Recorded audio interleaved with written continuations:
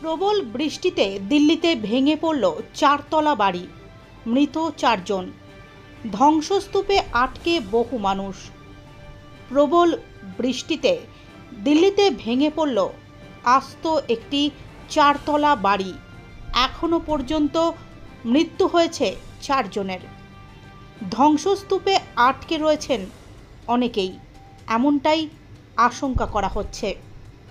ঘটনাস্থলে রয়েছে পুলিশ, দমকল এবং বিপর্যয় মোকাবিলা বাহিনী। চলছে উদ্ধার কাজ।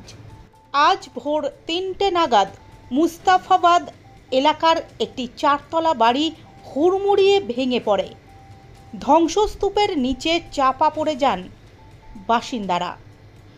খবর পেয়ে দ্রুত সেখানে পৌঁছয় পুলিশ ও দমকল বাহিনী। আসে বিপর্যয় মোকাবিলা বাহিনীও। শুরু হয় উদ্ধার কাজ। এখনও পর্যন্ত 4 জনের মৃতদেহ উদ্ধার হয়েছে সেখান থেকে। এ নিয়ে দিল্লি পুলিশের সহকারী ডিসি সন্দীপ লাম্বা জানিয়েছেন, রাত 3টে নাগাদ বাড়িটি ভেঙে পড়ে। ভেতরে অনেকেই ছিলেন তখন।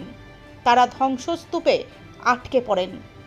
14 জনকে এখনও পর্যন্ত উদ্ধার করা গিয়েছে। তাদের মধ্যে 4 জনের মৃত্যু হয়েছে। উদ্ধার কাজ এখনও চলছে।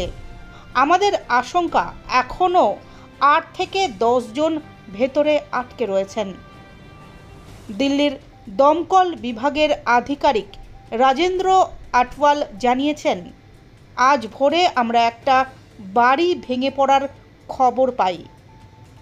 ঘটনাস্থলে গিয়ে দেখি একটা চারতলা বাড়ি ভেঙে পড়েছে। অনেকে ভেতরে আটকে রয়েছেন।